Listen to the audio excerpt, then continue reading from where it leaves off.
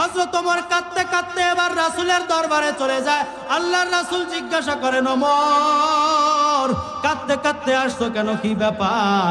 হযরত ওমর বলে, নবী গো, কাঁদতে কাঁদতে আসার কারণ হইল, ওগো নবী, আমি রাস্তায় একটা বান্দা দেখছি, যেই বান্দাটা রাস্তায় দাঁড়ায় কাঁদতেছে, যেই কারণে আমিও আল্লাহর নবী কাঁদতেছি।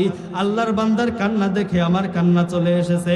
আল্লাহর নবী উম্মতের জন্য দয়াবান মায়াবান নবী জিজ্ঞাসা করলেন, ওমর তুমি কি তার কাছে জিজ্ঞাসা করো নাই কেন আল্লাহর বান্দা কান্না করে? হযরত ওমর বলেন, নবী গো, জিজ্ঞাসা তো করছিলাম, কিন্তু আল্লাহর বান্দা কিছুই বলে না, কান্না যেন আরো বাড়ায় দেয়। আল্লাহর বান্দা আমাকে কোনো উত্তর না দিয়ে জিজ্ঞাসা করার সাথে সাথে আবারও হাউমাউ করে আল্লাহর বান্দা কাঁদে, আবারও হাউমাউ করে কান্না শুরু করে। আল্লাহর এই বান্দা কেউ কাঁদতেই থাকে, এটা দেখে আমারও কান্না চলে এসেছে। আল্লাহর রাসূল উম্মতের জন্য মায়া ভরা দিল নিয়ে সব সময় চলতেন। আল্লাহর রাসূল বলেন, ওমর তাহলে সেই বান্দাটাকে নিয়ে আসো। এ ভাইরা, জীবনের বড় একটা অংশ চলে গেছে গুনার মধ্যে। কত গুনাহ দেখেন আল্লাহর রাসূলের সামনে ঘটনা থেকে কেমনে আল্লাহ তাআলা গুনাহ মাফ করে দেয়।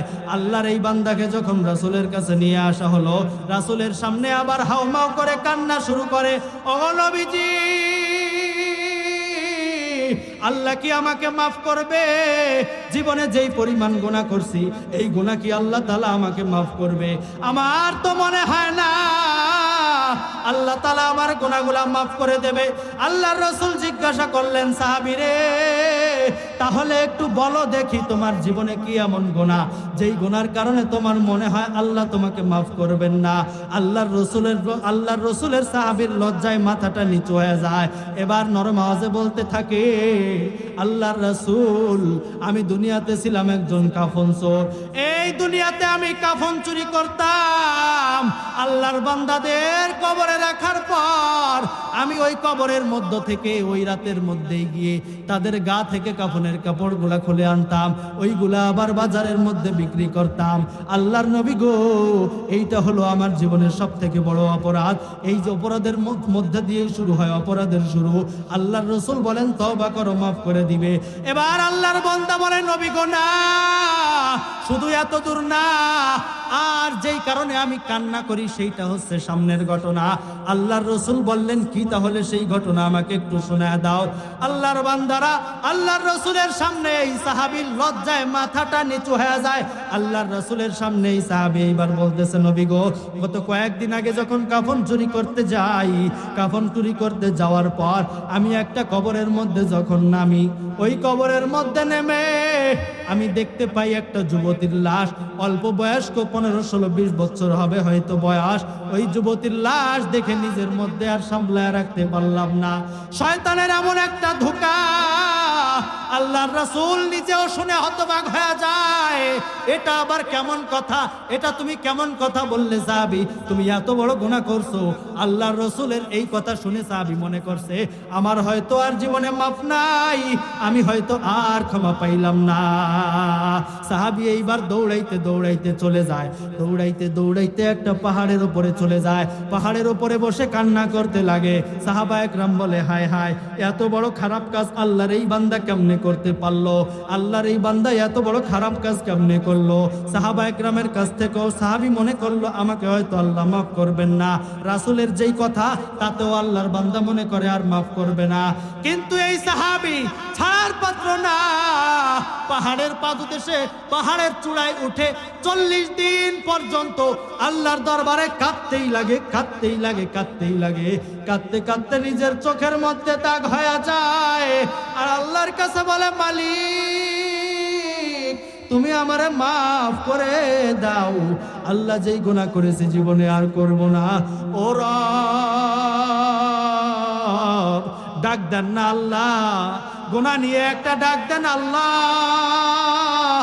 আল্লাহর বান্দা পাহাড়ের উপরে বসে আল্লাহকে এমনি ডাকতে থাকে, ও আল্লাহ, তুমি আমারে মাফ করে দাও। আল্লাহ, তুমি না মাফ করলে আমাকে কে মাফ করবে? আল্লাহ, পাহাড় সমান গুনাহ নিয়ে তোমার সামনে আসছি, ও আল্লাহ, তুমি আমাকে মাফ করে দাও। এই গুনাহ খাতা নিয়ে যদি কবরে যাই, আল্লাহ, সহ্য হবে না জাহান্নামের আযাব, কাজেই তুমি মাফ করে দাও। 40 দিন পর আল্লাহর রাসূলের কাছে আল্লাহ তাআলা জিবরিল আমিনকে পাঠায় দিলেন। জিবরিল আমিন আল্লাহর রাসূলের কাছে এসে বলে, ওগো নবীজি, এই দুনিয়ার মালিক কে? আল্লাহর রাসূল বলেন, নিঃসন্দেহে আল্লাহ। এই বান্দাগুলারে খাওয়ায় কে? নিঃসন্দেহে আল্লাহ। ও নবী গো, আপনার অমুক সাহাবী অমুক পাহাড়ের চূড়ায় উঠে কান্না করতেছে, আপনি একটু যান, আপনি একজন সাহাবী পাঠায় বলে দেন, যেই বান্দা আল্লাহর রিজিক খায়া আল্লাহর গুনাহ করছে, আল্লাহ তাআলা সেই বান্দাকে ক্ষমা করে দিয়ে নিষ্পাপ বানায়া দিছে। এই দুনিয়ায় আমার মা আছে, বাবা আছে, আত্মীয় স্বজন অনেক আছে, কিন্তু মৃত্যুর পরবর্তীতে আমার সাথে আর কেউ থাকবে না, ওই জগৎ আমার একা। দুনিয়াতে আমি চারপাশে তাকাইলে বহুত মহব্বত আর ভালোবাসার মানুষ পাবো, কিন্তু কবরে যাওয়ার পরে এই মহব্বতের মানুষগুলা তখন আর থাকবে না। আমার মৃত্যুবরণ হয়ে যাওয়া মানে এখনের সফর আমার একার। আর মৃত্যু এমনই একটা নিশ্চিত বিষয়, মৃত্যুবরণ প্রত্যেকটা মানুষেরই করতে হবে। কোনো মানুষ দুনিয়াতে চিরস্থায়ীভাবে থাকতে পারবে না। যেই মানুষের কোটি কোটি টাকা, সেও একদিন মৃত্যুবরণ করে চলে যাবে। যেই মানুষ টাকা পয়সাহীন, একেবারেই দরিদ্র, তারও একদিন যাওয়া লাগবে। নারীও যাবে, পুরুষও যাবে, শিশু যাবে, বৃদ্ধ যাবে, সকলেরই একদিন দুনিয়া থেকে চলে যাওয়া লাগবে। এ বিষয়ে কেউ দ্বিমত করে না যে দুনিয়াতে আমি চিরদিন থাকবো। প্রত্যেকটা মানুষই বলে আমি একদিন চলে যাব। সবারই একদিন যাওয়া লাগবে, এমন একটা নিশ্চিত বিষয়, কিন্তু আমরা কেউ জানি না কার জন্য মৃত্যু কখন আসবে। আমার মরণ আসিবে কখন কেউ তো জানে না, আমার মরণ আসিবে কখন কেউ তো জানে না। আমি মরে গেলে আমায় তোমরা ভুইলা যাইও না, আমি মরে গেলে আমায় তোমরা ভুইলা যাইও না। আমার মরণ আসিবে কখন কেউ তো জানে না।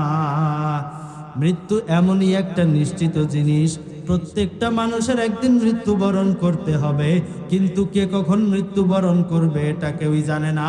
এই জন্য সর্বহালাতে মৃত্যুর জন্য প্রস্তুতি নিতে হবে। আমার মৃত্যু যে কোনো সময় এসে যেতে পারে। আল্লাহ তাআলা যদি এখন আমার সময় শেষ করে দেন, 1 সেকেন্ড আমার সামনে যাওয়ার কোনো ক্ষমতা নাই, 1টা সেকেন্ড আমি সামনে বাড়তে পারবো না। আল্লাহ তাআলার পক্ষ থেকে মৃত্যু একটা সময় আমার এসেই যাবে। আর এই মৃত্যুর কোন সময় আসবে যেহেতু জানি না, সেহেতু আমাকে সব সময় মৃত্যুর জন্য প্রস্তুত থাকতে হবে। আল্লাহ যেন আমাকে ভালোবাসে, আমি যেন আমার জীবনটা গড়তে পারি আল্লাহর ভালোবাসার বান্দা হিসাবে। চাই কি চাই না সবাই? আমরা সকলেই চাই আল্লাহ আমাকে ভালোবাসুক।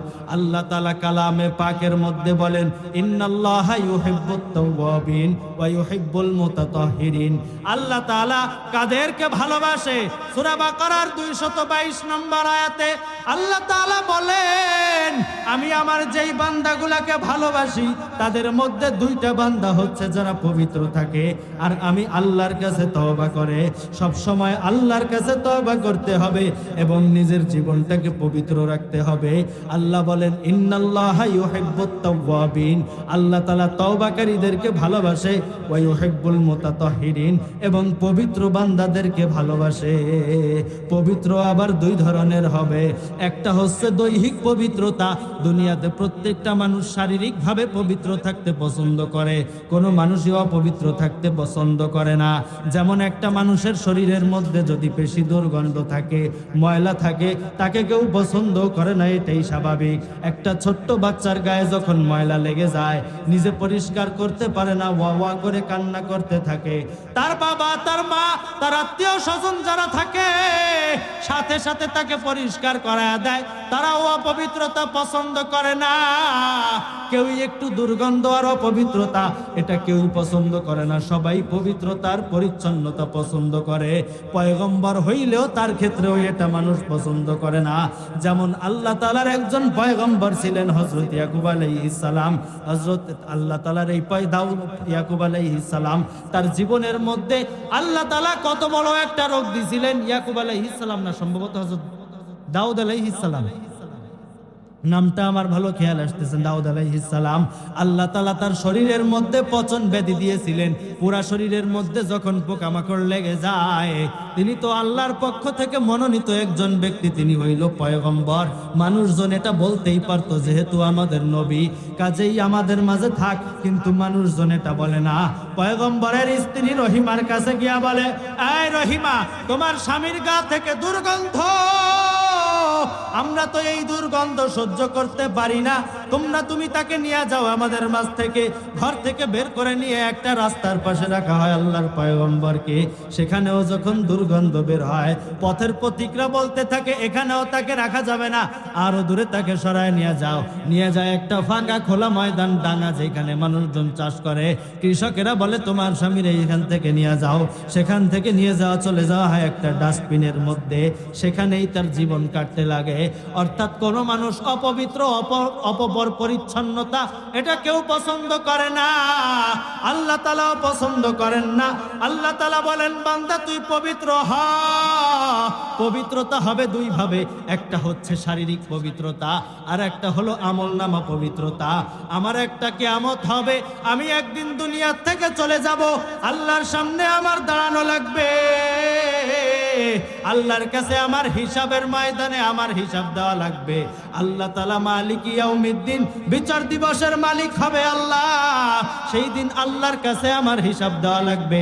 আমি কি ভালো কাজ করলাম না খারাপ কাজ করলাম, কি করলাম, সেটা আল্লাহর কাছে আমার দেখাইতে হবে। সেই দিনের আমল নামা যদি পবিত্র আর পরিষ্কার না থাকে, কঠিন ধরা খাওয়া লাগবে। এই জন্য আল্লাহ বলে, বান্দা পবিত্র হও। তোমার দৈহিক শারীরিক পবিত্রতা, দুনিয়ার মধ্যে তুমি অপবিত্র থাকবা না। এই জন্য আল্লাহর সামনে যখন যাইতে হয় নামাজের মধ্যে, তখন পবিত্র হয়ে যাইতে হয়। দুইটা হাত ধুইতে হয়, কুলি করতে হয়, মুখটা ধুইতে হয়, হাত ধুইতে হয়, পা ধুইতে হয়, মাথা মাসে করতে হয়, পবিত্র হয়ে আল্লাহর সামনে যাইতে হয়। যে কোনো মানুষ সবাই পবিত্রতা পছন্দ করে, কিন্তু আমরা দুনিয়ার মানুষ যেহেতু আখিরাত ভুলে গেছি, তাই দুনিয়ার এই দৈহিক পবিত্রতাটাকেই প্রাধান্য দেই। এই জন্যই আমরা শীতের সময় শরীরের এত পরিচর্যা করি, তেল লাগাই, ক্রিম লাগাই, কত কিছু লাগাই, কিন্তু আখিরাত ভুলে যাওয়ার কারণে আমলনামার পবিত্রতার দিকে আমাদের খেয়াল নাই। কিন্তু খেয়াল একদিন আসবে, ফাসাও পাতারা ইদান কাশাফাল গুবারু আফারাসুন তাহতা রিজলিকা আও হিমারু। যখন আল্লাহ তাআলার পক্ষ থেকে মৃত্যুর ঘোষণা চলে আসবে, এরপরে যখন মৃত্যুবরণ করে কবরের মধ্যে চলে যাব, তখন এই হুঁশ আসবে, করলামটা কি দুনিয়ায়। এই জন্য আল্লাহ বলেন, বান্দা তোমরা কি আমার কাছে ভালোবাসার বান্দা হতে চাও? হ্যাঁ আল্লাহ, আমরা আপনার কাছে ভালোবাসার বান্দা হইতে চাই। আল্লাহ বলেন, তাহলে পবিত্রতা অর্জন করো। শারীরিক পবিত্রতার দিকে খেয়াল যেমন দিবা, তোমাদের আমলনামাটাও পবিত্রতা অর্জন করতে হবে।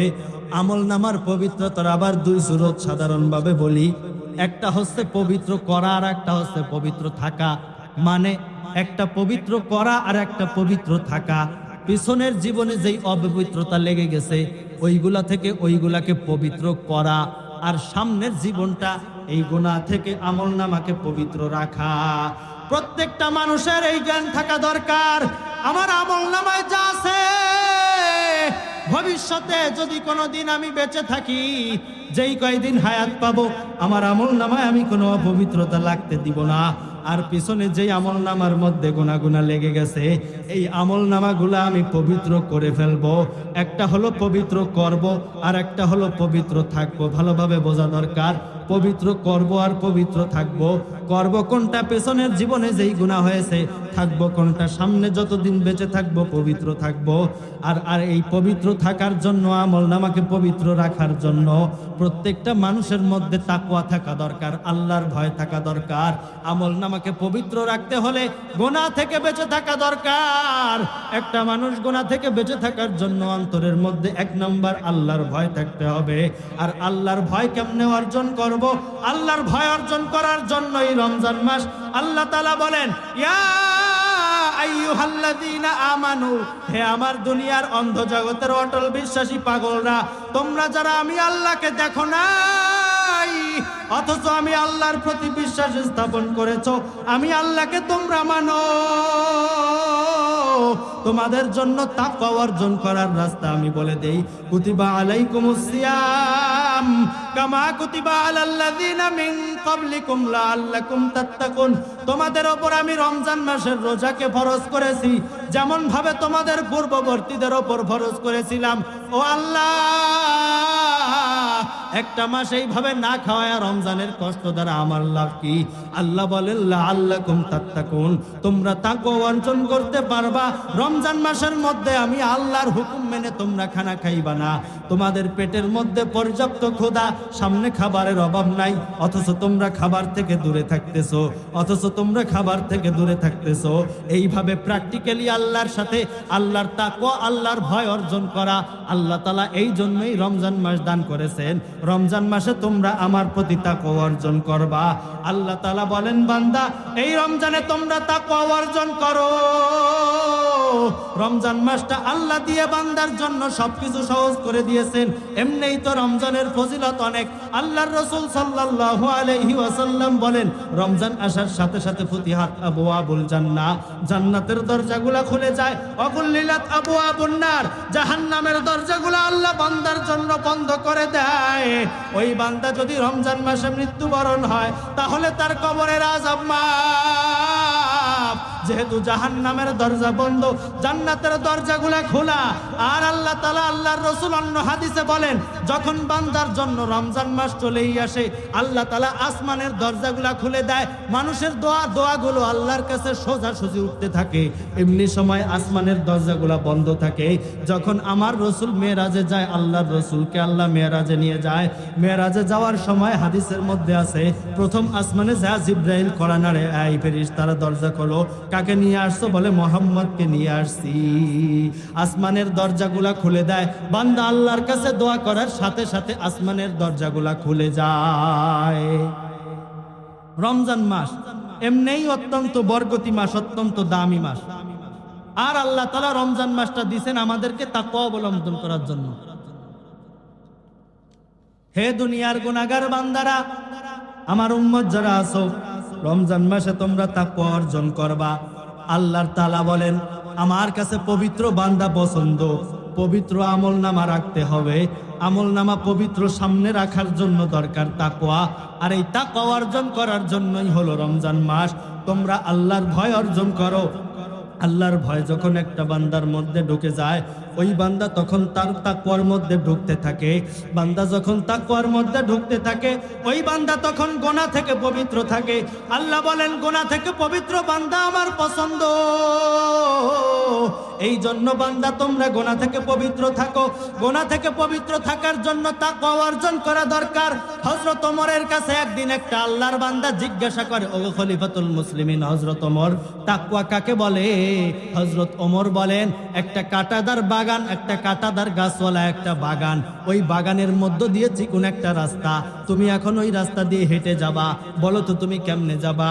আল্লাহর এই বান্দা বলে, আমি ওই বাগান দিয়ে হেঁটে যাওয়ার জন্য নিজের শরীরের জামা কাপড়গুলা খুব সতর্কতার সাথে ওই চিকন রাস্তা দিয়ে যাব, যেন আমার গায়ে কোনো কাঁটা না লাগে। হযরত ওমর বলেন, এটার নামই হলো তাকওয়া। দুনিয়া হলো একটা কাঁটাদার গাছ, গুনাহের কাঁটাদার গাছ। এই দুনিয়ার মাঝখান দিয়ে একটা রাস্তা, যেই রাস্তা তোমাকে নিয়ে যাবে জান্নাতের মধ্যে।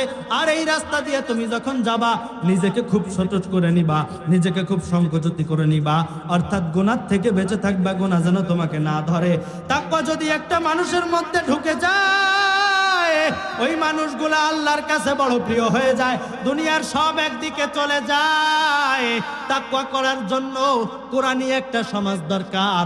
বুদ্ধিমানের জন্য ইশারাই যথেষ্ট। তাকওয়া গড়ার জন্য কোরআনী সমাজ দরকার। সাহাবা একরামের জামানাটা কেমন ছিল? হযরত ওমরের জামানা, আল্লাহর রাসূলের রওজার পাশ দিয়ে হযরত ওমর একদিন ঘোরাফেরা করে। একটা মহিলা আল্লাহর রাসূলের রওজার পাশে দাঁড়ায়া আল্লাহর কাছে হাত তুলে দোয়া করতেছে, ওগো আল্লাহ, বহুত কষ্ট করে তোমার নবীর দরবারের পাশে আসছি। আল্লাহর রাসূলকে ডেকে ডেকে বলে, নবী গো, সব ছেড়ে দিয়ে আপনার কাছে চলে আসছি। আসছি, 800 মাইল সফর করে আপনার রওজার পাশে এসেছি। বাবা মা ভাই বোন কেউ নেই, সবাইকে ছেড়ে এখানে চলে এসেছি। মোনাজাত মহিলা শেষ করার পরে হযরত ওমর জিজ্ঞাসা করে, ও মা, আপনার কাছে একটা প্রশ্ন আছে। কি প্রশ্ন? বলে, আপনি তো দোয়া করলেন, আল্লাহর কাছে হাত তুলে আর নবীকে বললেন, সব ছেড়ে আপনার কাছে আসছি। এই 700-800 মাইল আপনি সফর করে এসেছেন। ইন্নাদ দীনা ইনদাল্লাহিল ইসলাম, আল্লাহর কাছে কবুল একমাত্র ইসলাম ধর্ম। আর এই ইসলাম ধর্মের বিধান হচ্ছে আপনি মহিলা মানুষ মাহরাম ছাড়া এত সফর করতে পারবেন না। কাজেই আপনি এই সফরটা যে করলেন আপনার মাহরামকে। আল্লাহর বান্দি এবার হাউমাউ করে কান্না করতে থাকে। আল্লাহর বান্দি বলে, ভাই রে, তখন হযরত ওমরকে চিনে না। হযরত ওমর এত বড় সাহাবী। আল্লাহর বান্দি বলে, ভাই রে, আপনার কাছে আর কি বলবো, আমার স্বামীও ছিল, সন্তানও ছিল, বাবাও ছিল, সবাই যুদ্ধের ময়দানে আল্লাহর রাসূলের সাথে একসাথে গলা কাটায় শহীদ হয়ে গেছে। একটা মাত্র মা ছিল, যেই মাটাকে রেখে এখানে আসতে পারতেছিলাম না। মা ছিল বড় অসুস্থ, তাকে যে এখানে নিয়ে আসবো এই সুযোগও নাই। আবার তাকে বাড়ি রেখে আসবো, তার খেদমত করবে কে? কাজেই আমি আমার মাকে আমার বাড়িতে রেখে চলে এসেছি। মাকে বাড়িতে রেখে চলে আসবো এমন সাহসও করি নাই। কাজেই আমার মা এখন মারা গেছে কয়েকদিন আগে। মাকে বাড়িতে দাফন করে রেখে এখন আমি একা একা নিজের সব সম্পদগুলা, সোনা গহনা যা ছিল সব নিয়ে চলে আসছি। জায়গা জমিন যা ছিল বিক্রি করে টাকা নিয়ে চলে আসছি। দেখেন বন্ধু, কোরআনী সমাজ যদি হয় কেমন তাকওয়া প্রতিষ্ঠা হয়। হযরত ওমর জিজ্ঞাসা বলে, আপনি একজন রূপবতী মহিলা, সাথে আপনার এত সম্পদ, আপনার ওপর কি কেউ কোনো লোভনীয় দৃষ্টিতে তাকায় নাই? আপনার চরিত্র হরণ করার কি কেউ চেষ্টা করে নাই? আপনার ওপর কি কেউ আক্রমণ করে নাই? ব্যাগ ভর্তি সোনা দানা টাকা পয়সা, এর ওপর কি কেউ লোভনীয় দৃষ্টি দেয় নাই? আল্লাহর বান্দি বলে, ওমর, খায়রুল কুরুনি করনি সুম্মাল্লাযিনা ইয়ালুনাহুম সুম্মাল্লাযিনা ইয়ালুনাহুম। আল্লাহর রাসূলের কাছের যত জামানা হবে ততই ভালো হবে। এখনো তো নবীর কাছের জামানাটা বিগত যায় নাই, চলে যায় নাই। এখনো পর্যন্ত আল্লাহর নবীর পথের সময়গুলা চলতেছে। কাজেই আমি এত পথ 700-800 মাইল পথ সফর করে আসলাম। এই 800 মাইল পথ সফরের মাঝে আমার কেমন যেন মনে হইতেছিল আমি একটা তাকওয়ার বাজারের মধ্য দিয়া যাইতেছি।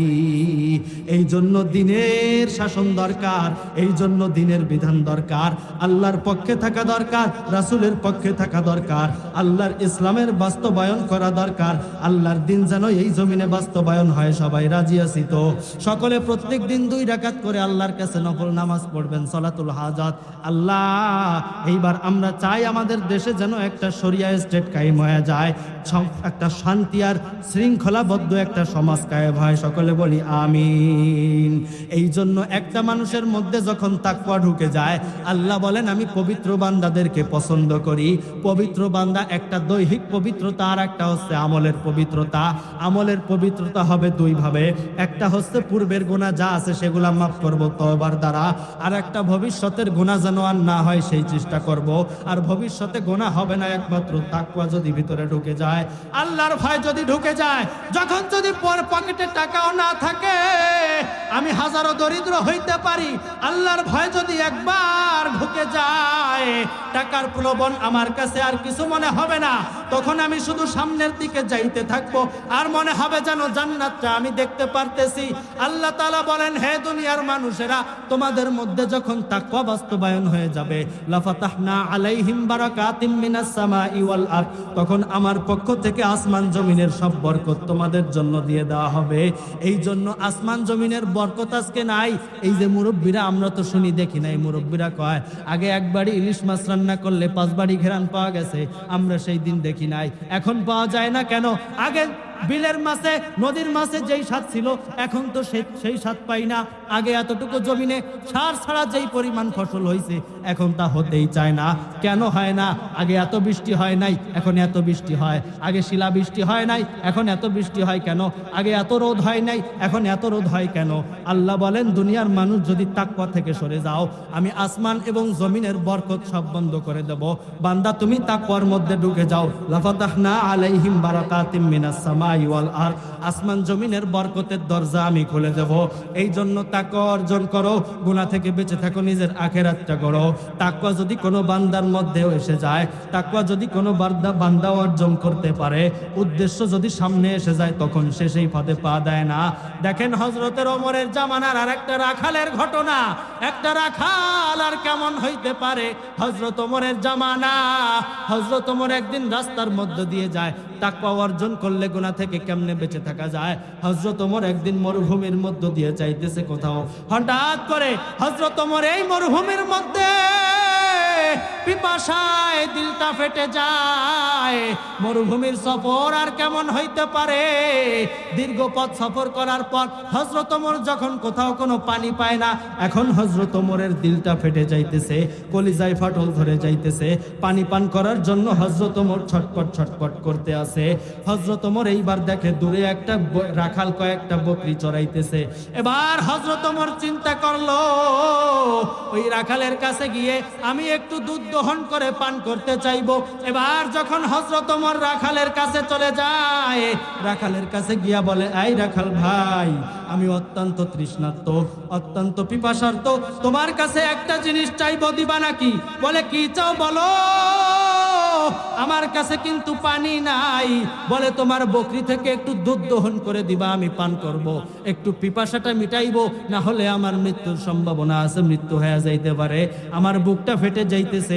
হযরত ওমর ওই ব্যক্তিটাকে একটু পরীক্ষা করার চিন্তা ভাবনা করতেছে। এমন সময় ওই বান্দা বলে, না না, কোনোভাবেই পারবো না, আমি হইলাম রাখাল, এই মেষ বকরি যা দেখতেছো এইগুলা একটাও আমার না, এইগুলা হইল আমার মালিকের পক্ষ থেকে আমি নিয়ে আসছি এইগুলা চড়ানোর জন্য। এইগুলা চড়ায় সে আমাকে কিছু বেতন দেয়, আমি তাই দিয়ে আমার রুটি রুজি অন্বেষণ করি। আমি আমার কর্মস্থলের এই ব্যবস্থাপনার সাথে এত বড় বেইনসাফি করতে পারবো না। কাজেই তুমি হয়তো চাইতে পারো, কিন্তু আমি তোমাকে দিতে পারবো না। আচ্ছা ঠিক আছে, একটা কাজ করো, তোমার একটা বকরি আমার কাছে বেচে ফেলো। হযরত ওমর বললেন, একটু মনে মনে ভাবতেছে, একটু পরীক্ষা করে দেখা যাক কেমন হবে আল্লাহর বান্দার ব্যবহার। এবার হযরত ওমর যখন বলে, আরে আল্লাহর বান্দা, এই নাও, তোমাকে আমি কিছু টাকা দেই, আমার পকেটে টাকা আছে, তোমার কাছে বকরি আছে, এই টাকাটা তুমি নিয়ে নাও, আর একটা বকরি আমাকে দিয়ে দাও। তোমার মালিক যদি জিজ্ঞাসা করে বকরি কি হয়েছে, তুমি বলে দিবা, এই বকরিগুলো আমি যখন চড়াইতেছিলাম, চড়াইতে চড়াইতে পাহাড়ের কাছে চলে গেছি, একটা চিতাবাঘ এসে আমার এই বকরিটাকে ধরে নিয়ে চলে গেছে। তোমার মালিক নিশ্চয়ই ধনী মানুষ। বলে, হ্যাঁ ধনী মানুষ। তোমার মালিক তো আর আসবে না পাহাড় পর্যন্ত চেক করতে, নমুনা তালাশ করার জন্য, তুমি এটা বলে দিলেই হয়ে যাবে। কাজেই তুমি আমাকে বকরি দিতে একটু দ্বিধাদ্বন্দ্ব করো না, একটা বকরি দিলে তোমারও তো কিছু ফায়দা আছে। এমন লোভনীয় অবস্থা আমাদের সমাজে হয় না, যার নাম ঘুষ সুদ। আমাদের অবস্থা কি এই ক্ষেত্রে? দেওয়ার সাথে সাথেই, আচ্ছা ভাই ওই পাশে না, একটু পিছনে আসেন, এটাই হলো আমাদের নিয়ম। আল্লাহ তাআলা এই পরিবেশ থেকে হেফাজত করেন। মোহতারাম হাজরিন, বহুত দিন আগের কথা শুনছি মুরব্বীদের কাছে, সত্য মিথ্যা জানি না। স্বাধীনতার পরে যখন শেখ মুজিবুর রহমান দেশের প্রেসিডেন্ট, তিনি তখন থাকেন 32 নম্বরে থেকে, ওই উত্তরবঙ্গ থেকে তার গাছের কিছু শাক সবজি নিয়ে শেখ সাহেবকে খাওয়াবে। সে মতো মানুষ মহাব্বত করতো তারে খুব। 32 নম্বরে সামনে এসে খুব হই হুট্টোল যে আমি কিছু দেব, দিতে চাই শেখ সাহেবরে। গেটম্যান তারা ঢুকতে দেয় না। এই তো অবস্থা দেশে, নেতার চামচার শক্তি বেশি, গেটম্যান তারা আটকায় রাখছে, ঢুকতে দেয় না। গেটম্যান বলে, না না, ঢোকা যাবে না। এবার লোকটা কত দূর উত্তরবঙ্গ থেকে সফর করে আসছে, মনটা তো খারাপ হওয়ারই কথা। এবার আল্লাহর এই বান্দা বলতেছে, তোমারে আমরা ঢুকতে দেব না। আল্লাহর এই বান্দা তখন বলে, আমার যদি ঢুকতে না দাও আমি কান্না করব। মোহতারাম হাজরিন, লোক পিছন দিয়ে ধরতেছে না, আপনারা সবাই একটু আগায় বসি, একটু আগায় বসি, একটু আগায় বসি। যে যতটুকু আগাবে আল্লাহর রাসূল বলেন সে যেন জান্নাতের দিকে ততটুকু আগায় গেল। আল্লাহর রাসূল বলেন, তাফাসসাহু ওয়া ইযা কিলা লাকুম তাফাসসাহু ফাফসাহু ইয়াফসাহিল্লাহু লাকুম। তোমাদেরকে যদি মজলিসে আগায় বসতে বলা হয়, তোমরা আগায় যাও, আল্লাহ তাআলা তোমাদেরকে জান্নাতের মধ্যে জায়গা দিয়ে দিবেন। সুবহানাল্লাহ। আল্লাহর বান্দারা সবাই একটু আগায় বসি, পিছন দিক দিয়ে লোক আসতেছে, বসতে পারতেছে না। এবার আল্লাহর এই বান্দা 32 নম্বরের সামনে দাঁড়ায় চিৎকার করে কান্না করতেছে, আমি আসলাম এত দূর থেকে শেখ সাহেবরে কিছু দেওয়ার জন্য, দারোয়ান আমারে ঢুকতে দেয় না, কাজটা হলো কেমন? এই কান্নার আওয়াজ শেখ সাহেবের কানে গেছে। তিনি আবার বারান্দায় আসছে, এই ওই জায়গায় কি হয়েছে? কয়েকটা বান্দা আসছে আপনার জন্য কিছু শাকসবজি নিয়ে উত্তরবঙ্গ থেকে, বলে তার শাকসবজিগুলো নিয়ে আয়, আমি গ্রহণ করলাম। এবার এই আল্লাহর বান্দা গেটম্যান নিয়ে গেছে সেগুলা উপরে নিয়ে যাওয়ার পরে শেখ সাহেব করছে 50টা টাকা বের করে দিয়েছে, যা বেচারা বহুত দূর থেকে আসছে, গরিব মানুষ, তারাই 50টা টাকা পৌঁছায় দেয়। কিছুক্ষণ পর আবার কান্নার আওয়াজ, ভালো করে শুনেন, কিছুক্ষণ পর আবার কান্নার আওয়াজ। শেখ সাহেব আবার বারান্দায়, তাই কি হয়েছে? এবার এই লোকটা কড়া মেজাজে কথা বলে, যে লোকটা উত্তরবঙ্গ থেকে আসছে, সবকিছু কি টাকা দিয়ে কিনা যায়? ভালোবাসা কি টাকা দিয়ে কিনা যায়? আপনি আমার 20 টাকা দিচ্ছেন। শেখ সাহেব চিন্তা করে, কি ব্যাপার, 20 টাকা কি, আমি তো 50 টাকা দিলাম, 20 টাকা হলো কেন? এবার শেখ সাহেব বলে, যে দেশের মধ্যে 50 টাকা উপর থেকে নামতে নামতে 20 টাকা হয়ে যায়, সে দেশে উন্নতি কোনোদিন সম্ভব নয়। এই পরিস্থিতি যদি ভালো করতে চাও, হযরত ওমরের শাসন দরকার। এই পরিস্থিতি যদি ভালো করতে চাও, আল্লাহর কোরআনের শাসন দরকার, দ্বীনের সংবিধান দরকার। আল্লাহ তাআলা কবুল করে নেন। মুহতারাম হাজিরিন, বলতেছিলাম আল্লাহর বান্দা মরুভূমির মধ্যে হযরত ওমর কিছু টাকা যখন দিয়া দেয়, আল্লাহর বান্দা এই প্রলোভনে না পড়ে এবার আল্লাহর বান্দা বলে, ওমর তুমি আর আমারে কয়টা টাকা দিবা? এই টাকা আমার দুনিয়াও শেষ হবে না, আখিরাত তো আমার ধ্বংসই হয়ে যাবে। তুমি টাকা দিয়ে আমার কাছ থেকে বকরি কিনতে চাও, আর মালিকরে বলতে বলো পাহাড়ের পাদদেশ থেকে বাঘেও ধরে আমার বকরিটা নিয়ে গেছে। না না, এইটা আমি বলতে পারবো না। আচ্ছা তুমি কেন পারবা না? বলে, তুমি আমার মালিক তো দেখবে না, তুমি আমার কাছ থেকে টাকা দিয়া এই বকরিটা কিনে নিয়ে যাবা, আমার মালিক দেখবে না সেইটা আমিও জানি, কিন্তু যিনি না দেখলে বাসে যাইতাম তিনি তো ঠিকই দেখতে থাকবে। আমার মালিক হয়তো আমার চাকরি থেকে বরখাস্ত করে দেবে, আমি আর এক জায়গায় গিয়ে চাকরি করে খাইতে পারবো। আমার মালিক যদি আমার কিছু শাস্তি দেয়, মেরেও তো ফেলবে না, কিন্তু ওই আল্লাহ যে দেখবে, ওই আল্লাহর কাছে কি জবাব দিব? এই জন্য আল্লাহ বলে, হে আমার দুনিয়ার বান্দারা, আমি কিন্তু পবিত্রতা পছন্দ করি। ইন্নাল্লাহা ইউহিব্বুত তাওয়াবিন ওয়া ইউহিব্বুল মুতাতাহহিরিন। আল্লাহ তাআলা পবিত্র এবং তওবাকারী বান্দাদেরকে পছন্দ করেন। পবিত্র হব কেমনে? আমলনামাটা দৈহিক শারীরিক পবিত্রতা, আর একটা হচ্ছে আমলনামা পবিত্র করব। আমলনামা পবিত্র করব কেমনে? বলে, আমলনামা পবিত্রতার আবার 2টা সূরত, একটা পিছনে যেইগুলা গেছে তওবার মাধ্যমে ক্ষমা করায় নেব, আর একটা সামনে কোনোদিন আমলনামা অপবিত্র করব না, গুনাহ করব না। এটা কেমনে সম্ভব? বলে, তাকওয়া যদি ঢুকে যায় তাহলে আমার দ্বারা সম্ভব সামনের জীবনটা সেফ রাখা। এই জন্য নিজের মধ্যে তাকওয়া ঢোকাও। আর তাকওয়া ঢোকাইবা কেমনে? বলে, আল্লাহ তাআলা দিয়েছেন রমজান মাস, যেই রমজান মাসের বদৌলতে বান্দার মধ্যে তাকওয়া ঢুকে যায়। এই রমজান মাসে প্রত্যেকটা মানুষকে পরিপূর্ণ রমজানের আমল করতে হবে। আমি আমার জীবনটা আল্লাহ তাআলার ভয়ে সাজাইবো, আমার জীবনে কোনো গুনাহ যেন না হইয়া যায়। আমি যদি আমার জীবনের মধ্যে তাকওয়া সেট করতে পারি, জীবনটা আমার হয়ে যাবে সফল। হযরত ওমরের জামানায় হযরত ওমর কেমন শাসক ছিলেন, এমন একজন শাসক আজও আমার সমাজে দরকার। হযরত ওমর রাতের বেলায় বিভিন্ন জায়গায় সফর করে করে দেখতেন কোথায় কি চলতেছে, কোথায় কি হইতেছে। হঠাৎ করে হযরত ওমর একদিন রাতের বেলায় বের হইয়া একটা ঘরের মধ্যে দেখতেছে, ওই ঘরের মধ্যে টিপ টিপ টিপ টিপ করে আলো জ্বলে। হযরত ওমর দূর থেকে যখন দেখলো একটা ফাঁকা জায়গায় একটা ঘর, আচ্ছা ওই ঘরের মধ্যে কে থাকে? ওখানে কোনো সন্ত্রাস লুকায়িত নাই তো। আবার হযরত ওমর চিন্তা করে, যাই একটু দেখে আসি। এবার হযরত ওমর যখন ঘরের পাশে চলে যায়, হযরত ওমর ওই ঘরের পাশে দাঁড়ায়া 2টা মহিলার আওয়াজ শুনতে পায়। একটা হচ্ছে কন্যা, একটা হচ্ছে মা। এই 2টা মহিলা একসাথে দাঁড়ায় বসে আছে ঘরের মধ্যে। মা কন্যাকে বলতেছে, মা গো, তোমাকে আমি একটা কথা বলে দেই, তুমি কালকে যখন দুধ দহন করে বাজারে বিক্রি করতে যাবা, তখন তুমি এই দুধের মধ্যে একটু পানি মিশাইবা। আমাদের তো কিছু টাকার দরকার, অতিরিক্ত টাকার দরকার কালকে, কাজেই একটু দুধের মধ্যে পানি মিশায় তুমি সামনের দিকে বাজারের দিকে চলে যাবা দুধ বিক্রি করার জন্য। এবার আল্লাহর বান্দি এই মেয়েটা বলে, মা গো, ওমর যদি কথা শুনে ফেলে কি হইতে পারে তোমার কি ধারণা আছে? এইবার মা ডাক দিয়া বলে না, এইখানে ওমর আসবে কোথা থেকে?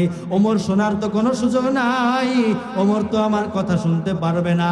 এবার মেয়েটা ডাক দিয়া বলে, বান্দি রে, আল্লাহর বান্দি হিসাবে নিজেকে পরিচয় দাও মা। দুনিয়ার থেকে যদি আল্লাহর খাঁটি বান্দি হয়ে না যাইতে পারো, আল্লাহর কাছে কি জবাব দিবা? ওমরকে ভয় কইরো না, ভয় করো আল্লাহকে। ওমর যদিও না দেখে, কাল হয়তো একটু দুধ বিক্রি করবা, 2টা পয়সা বেশি অর্জন করতে পারবা, কিন্তু আমল নামায় তো ভবিষ্যতে গুনাহের দাগ ফেলায় দিলা। আল্লাহ তো বলছেন পবিত্র বান্দা বান্দিদেরকে পছন্দ করে, তুমি তো গুনাহে আমল নামায় গুনাহের দাগ ফেলায়া অপবিত্র হয়ে আল্লাহর ভালোবাসা থেকে সরে গেলা। এই জন্য আল্লাহর ভালোবাসা যদি বান্দা পাইতে চাও, আর একটা কথা বলে যাই, যেই সমস্ত বান্দারা আল্লাহর ভালোবাসা অর্জন করে, আল্লাহ তাআলা তাদের জন্য উত্তম ব্যবস্থা রেখে দিয়েছেন। স্বাভাবিকভাবে হয়তো আমরা মনে করতে পারি তেমন কিছুই পাই না। আমি যদি আল্লাহর ভয় করে ঘুষটা ছেড়ে দেই, ওই টাকাই তো আমার লস হয়ে গেল। আমি যদি আল্লাহর ভয় করে সুদ ছেড়ে দেই, ওই টাকাগুলো তো আমার জন্য লস হয়ে গেল। কিন্তু আল্লাহ বলে না, বান্দা তোমরা যারা আমার আল্লাহর প্রতি তাকওয়া অর্জন করে গুনাহ ছেড়ে দিবা, আমার পক্ষ থেকে তোমার জন্য রয়েছে অনেক উত্তম প্রতিদান। যেমন হযরত ওমর পরের দিন কি করলেন? হযরত ওমর পরের দিন যখন মসনদের মধ্যে সিংহাসনে বসলেন, রাজকার্য শুরু করার সময় হযরত ওমর বললেন, অমুক জায়গা থেকে মার মেয়েকে ডেকে নিয়ে আসো। এবার যখন মার মেয়েকে ডেকে আনা হয়, মায়ের ঘুম হারাম। মা মনে করতেছে আমার হয়তো আর বাঁচার উপার নাই। হযরত ওমর যদি না জেনে থাকে, জীবনেও তো হযরত ওমর ডাকলো না, আজকে কেন হযরত ওমর ডাকে? দেখেন বন্ধু, যদি আল্লাহর ভয় ভিতরে ঢুকে যায়, আল্লাহ তাআলা তাকে কেমন উত্তম প্রতিদান দান করেন। একটা সাধারণ গোয়ালিনীর মেয়ে, দুধওয়ালির মেয়ে, আল্লাহ তাআলা এই বান্দিকে কোথায় নিয়ে চলে যায়। এবার হযরত ওমর যখন সিপাহীদেরকে বলে তাদের ধরে আনো, তাদের যখন রাজপ্রাসাদের মধ্যে ধরে আনা হয়, এবার হযরত ওমরের সামনে গিয়া মার মেয়ে হাউ মাউ করে কান্না শুরু করে দেয়। কাঁদতে কাঁদতে কাঁদতে কাঁদতে তাদের চোখের পানি যেমন যেন শুকায় যায়, এমন একটা পরিস্থিতি। এবার হযরত ওমর বলে, এই মা, তোমাকে আমি কোনো শাস্তি দেব না, তবে তোমার জন্য আমার একটা শর্ত আছে। কি শর্ত? বলে, তোমার যেই আল্লাহওয়ালা তাকওয়াবান মেয়ে, তোমার যেই আল্লাহ ভীরু মেয়ে, এই মেয়েটা আল্লাহকে এত ভয় করে, রাতের বেলায় ফাঁকা ঘরেও আল্লাহকে ভয় করে সে দুধের মধ্যে পানি মিশাইতে রাজি হয় না। এমন একটা তাকওয়াবান মেয়ে আমার দরকার। বলে, আপনি কি করবেন? বলে, আমার সন্তান আছে আব্দুল্লাহ, বহুত দিন পর্যন্ত তার জন্য একটা আল্লাহওয়ালি মেয়ে খুঁজতেছি, মেয়ে পাই না। তোমার মেয়েটাকে আমার সন্তানের সাথে বিবাহ দিয়া রাজপুত্র করে, রাজবধূ করে আমি ঘরে নিতে চাই। তাকওয়া অর্জন করার কারণে আল্লাহ তাআলা কোত্থেকে কোথায় নিয়ে চলে গেলেন। এটাই হলো তাকওয়াবানদের পুরস্কার। এই জন্য তাকওয়া অর্জন করো রে বান্দা।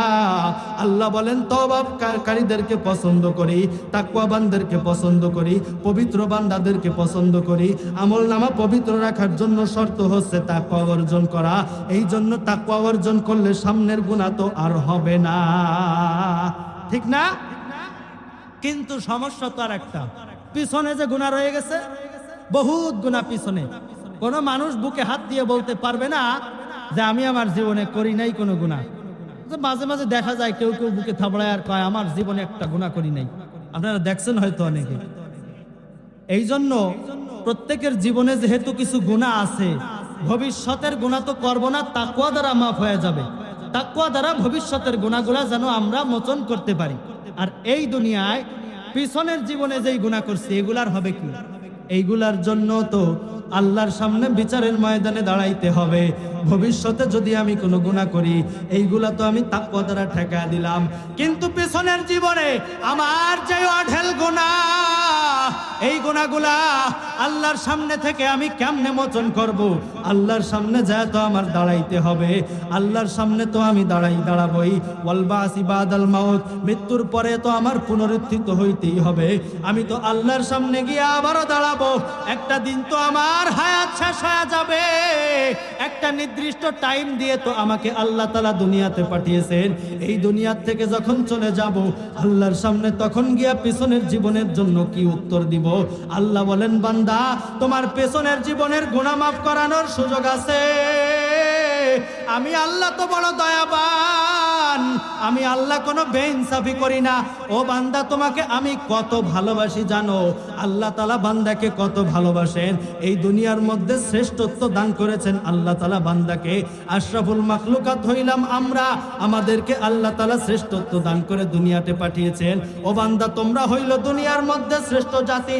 লক্ষ লক্ষ সৃষ্টি বানাইলাম, কোন সৃষ্টির গায়ের মধ্যে আমি হাত দেই নাই। আমি গাছ বানাইতে হাত দেই নাই, আসমান বানাইতে হাত দেই নাই, জমিন বানাইতে হাত দেই নাই, চন্দ্র সূর্য বানাইতে হাত দেই নাই, গ্রহ নক্ষত্র বানাইতে হাত দেই নাই, নদী নালা বানাইলাম হাত দেই নাই। কোন জায়গায় আমার হাতের ছোঁয়া নাই। কিন্তু তুমি মানুষ, নাপাক পানি থেকে তৈরি, তোমাকে বানাতে গিয়ে আমি আমার হাত ব্যবহার করেছি। এত ভালোবাসেন আল্লাহ তাআলা বান্দাকে, এত দাম দিলেন, যাদের জন্য আল্লাহ জান্নাত বানাইছেন। আল্লাহ কয়, বান্দা তোমাদেরকে তো আমি বড় ভালোবাসি, গুনাহ তোমরা করবা এটা আমরা জানি, আমি জানি। কাজেই তোমাদের জন্য গুনাহ মোচনের একটা রাস্তা খুলে রাখলাম, সেটা হলো তওবা। তুবু ইলাল্লাহি তাওবাতান নাসুহা। তোমরা আল্লাহর কাছে বেশি বেশি তওবা করো, তাহলে তোমাদের গুনাহগুলো মাফ করে দেওয়া হবে। আল্লাহর রাসূল বলেন, আত-তাইবু মিনাজ যামবি কামাল্লা যামবালাহু। গুনাহ থেকে যেই বান্দাগুলা তওবা করলো, ওই বান্দার আমল নামায় কেন যেন কোনো গুনাহই ছিল না। ফেরেশতারা গুনাহগুলা মুছে দেয়, আমল নামা এত পরিষ্কার হয়ে যায়, এত পরিষ্কার হয়ে যায়, কেমন যেন পিছনের জীবনে আল্লাহর বান্দা কোনো গুনাহই করে না। আল্লাহর বান্দা দুনিয়াতে যেমন আসছিল আজ পর্যন্ত সে তেমনই আছে। এমন একটা জীবন কারা কারা চাই? মৌতের আগে যদি গুনাহগুলা মাফ করাইতে চাই, আমাদের কি করতে হবে ভালোভাবে শুনে রাখা দরকার। আল্লাহ তাআলার পক্ষ থেকে বান্দার জন্য নির্দেশ, তুমি তওবা করো। আত-তাইবু মিনাজ যামবি কামাল্লা যামবালাহু। এমন কি আমার রাসূল পেয়ারা হাবিব, যার জীবনে কোনোদিন একটা গুনাহ নাই, আমার নবীও প্রত্যেকদিন কমপক্ষে 20 বার তওবা করার জন্য বলেছেন। এবং আল্লাহর নবী প্রত্যেকদিন 100 বার তওবা করতেন। এবং বান্দাকে বলছেন প্রত্যেকদিন 20 বার কমপক্ষে মৃত্যুর স্মরণ করে তওবা করো। ও বান্দা, তওবা করে নিজেদের জীবনের গুনাহ খাতাগুলো মাফ করায় নাও। তওবা করলে আল্লাহ কেমন মাফ করে দেখেন। আল্লাহ তাআলার বান্দারা কেমন গুনাহ আর করছেন জীবনে, কয়টা গুনাহ জমা হয়েছে। আরে বৃদ্ধ বাবা, যুব ভাইরা, হায়াতের কিন্তু কোনো গ্যারান্টি নাই। কুল্লু নাফসিন যায়িকাতুল মাউত। প্রত্যেকদিন রাস্তার দিকে তাকায় দেখেন, 20 জন মানুষ যদি মারা যায়, 18 জনই যুবক মরে। নদীতে 10 জন মরলে 9 জনই হয় যুবক। এখানে ওখানে মৃত্যুর খবর, অধিকাংশই কেমন যেন যুবকই মারা যাইতেছে। বৃদ্ধদের তো কোনো গ্যারান্টি নাই কখন যেন মৃত্যু চলে আসে। এই জন্য মরার আগে একটা খাঁটি দিলে তওবা করা যায় কিনা। আল্লাহর রাসূল বলেন, আত-তাইবু মিনাজ যামবি কামাল্লা যামবালা। যে বান্দাগুলো তওবা করে তাদের আমল নামায় কেমন যেন কোনো গুনাহ নাই। বলবেন, হুজুর গুনাহ তো অনেক, আল্লাহ কি মাফ করবে? কেমন গুনাহ আপনার আমল নামায় আছে শুনে নেন। হযরত ওমরের জামানা, হযরত ওমর রাদিয়াল্লাহু আনহু, একবার হযরত ওমরের জামানায় আল্লাহর বান্দা হযরত ওমর রাসূলের জামানায়, রাসূল সাল্লাল্লাহু আলাইহি ওয়াসাল্লাম তখন জীবিত, আল্লাহর রাসূল জীবিত আছে। আল্লাহর রাসূলের এই জামানা, আল্লাহর রাসূল যখন জীবিত তখনও মক্কায় নবীজি তখন মদিনায়। হযরত ওমর একদিন রাস্তা দিয়ে হেঁটে যাইতেছে। হযরত ওমর রাস্তা দিয়ে হেঁটে যাওয়ার সময় দেখতেছেন একটা বান্দা, আমার ভাইরা এদিক খেয়াল করেন, এদিক ওদিকে নজর দেওয়ার দরকার নাই। হযরত ওমর দেখতেছেন আল্লাহ তাআলার একজন বান্দা, যুবক মানুষ, রাস্তায় দাঁড়ায় হাওমাও করে কাঁদতেছে। হযরত ওমর জিজ্ঞাসা করে, রে আল্লাহর বান্দা, তুমি কান্না করো কেন? কান্না করার কারণ কি? বলে, আমি কান্না করার যেই কারণ ওমর, তোমার কাছে বলার মতো সাহস আমার হইতেছে না। আল্লাহর বান্দা আরো কেমন যেন কান্না বাড়ায় দিছে, আরো চিল্লায় কাঁদতেছে, আরো চিল্লায় কাঁদতেছে। কাঁদতে কাঁদতে কাঁদতে কাঁদতে আল্লাহর বান্দার এই কান্না দেখে হযরত ওমর নিজেও কেঁদে ফেলছে।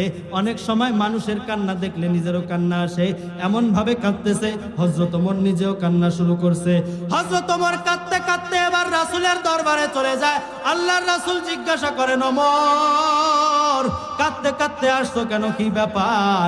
হযরত ওমর বলে, নবী গো, কাঁদতে কাঁদতে আসার কারণ হইল, ওগো নবী, আমি রাস্তায় একটা বান্দা দেখছি, যেই বান্দাটা রাস্তায় দাঁড়ায় কাঁদতেছে, যেই কারণে আমিও আল্লাহর নবী কাঁদতেছি। আল্লাহর বান্দার কান্না দেখে আমার কান্না চলে এসেছে। আল্লাহর নবী উম্মতের জন্য দয়াবান মায়াবান নবী। জিজ্ঞাসা করলেন, ওমর, তুমি কি তার কাছে জিজ্ঞাসা করো নাই কেন আল্লাহর বান্দা কান্না করে? হযরত ওমর বলে, নবী গো, জিজ্ঞাসা তো করছিলাম, কিন্তু আল্লাহর বান্দা কিছুই বলে না, কান্না যেন আরো বাড়ায় দেয়।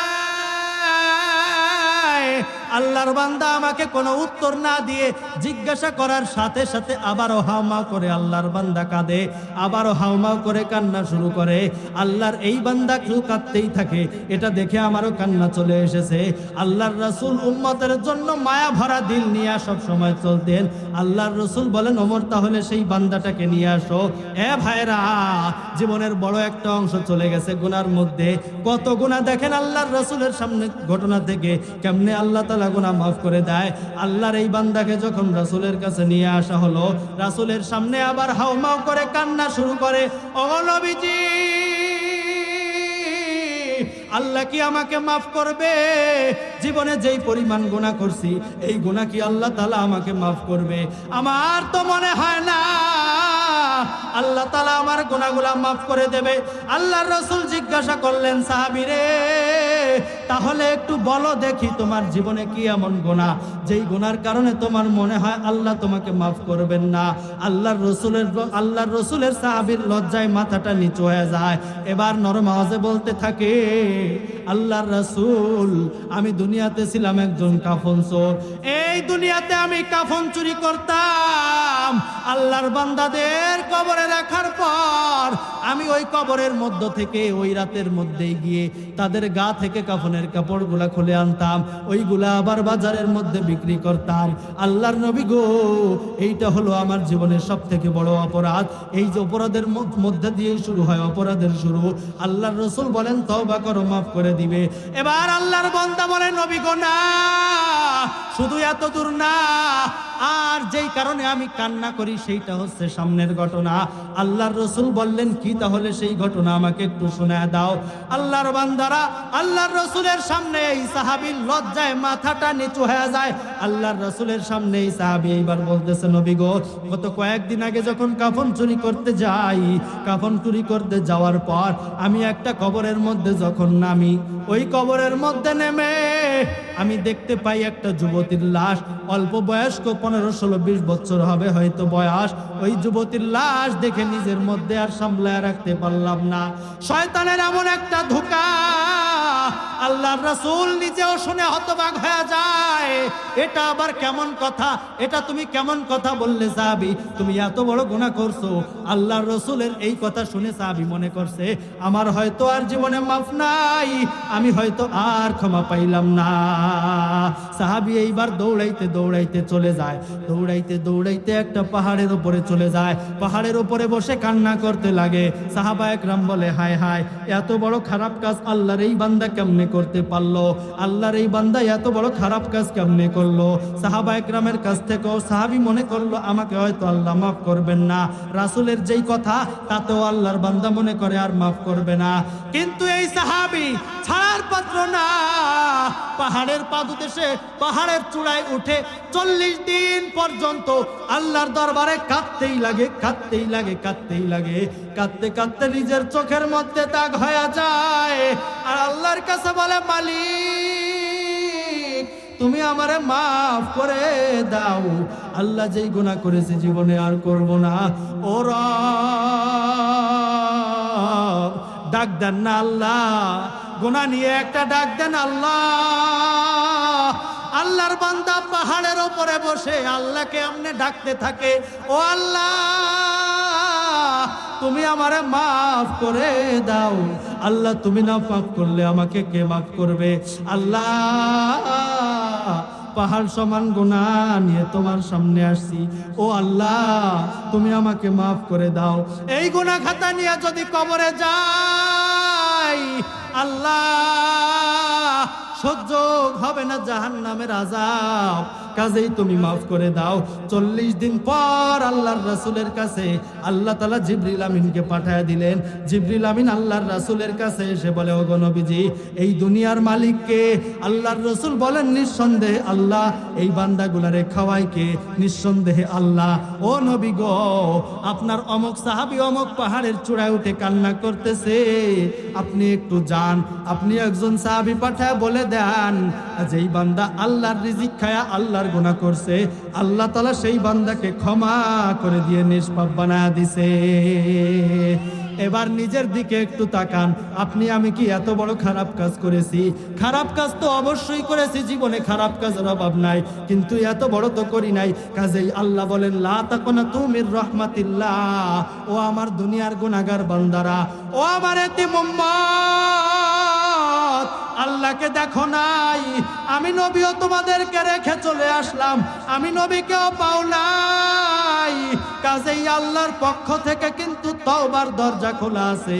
তোমরা আল্লাহর কাছে একটু তওবা করো, নিজেদের জীবনের গুনাহ খাতা একটু মাফ করায় নাও।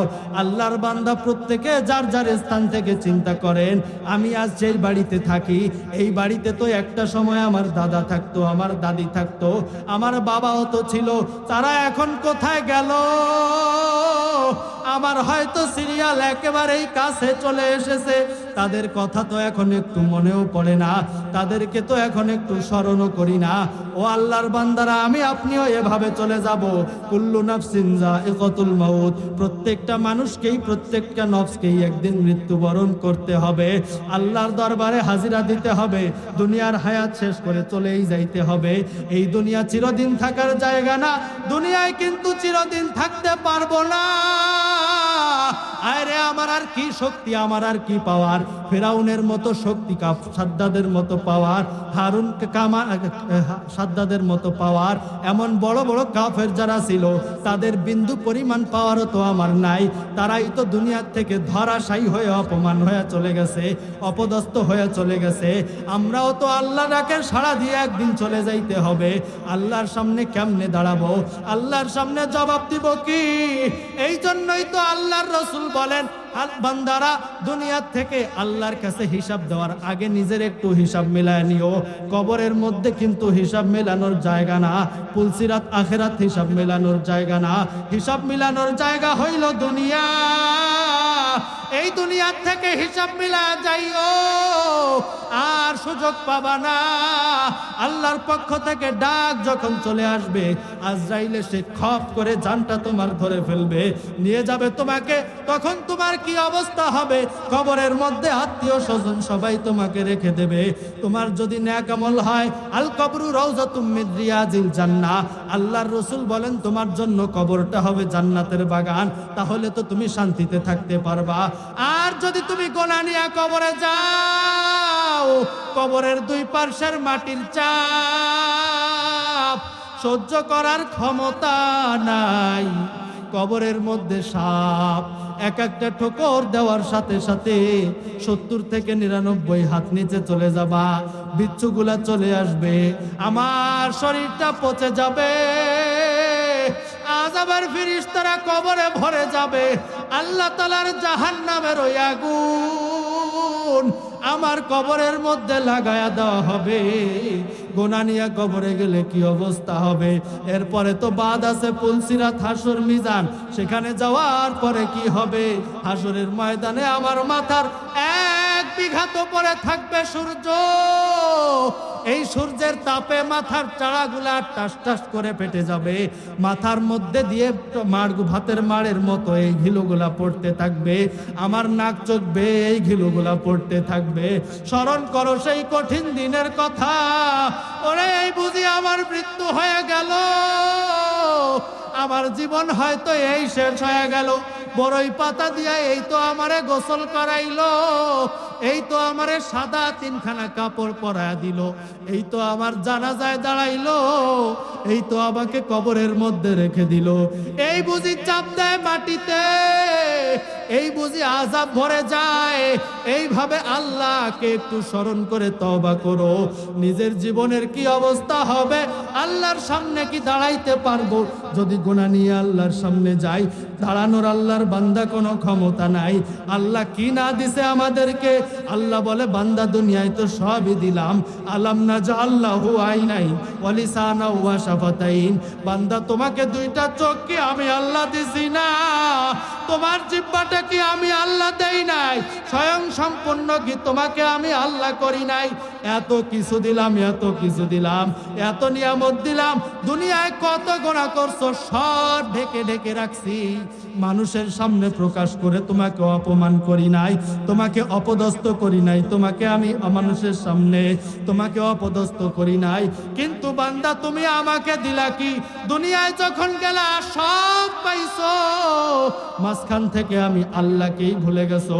এই জন্য বান্দা, আল্লাহর প্রেমে তুমি একটু পাগল হও। স্মরণ করো ওই আল্লাহকে, যেই আল্লাহ তোমাকে সৃষ্টি করেছে। এ আল্লাহর বান্দারা, কালকেই তো শবে বরাত চলে আসতেছে, আর একদিন হয়তো বাকি আছে শবে বরাতের। এই শবে বরাত তওবা কবুলের রাত।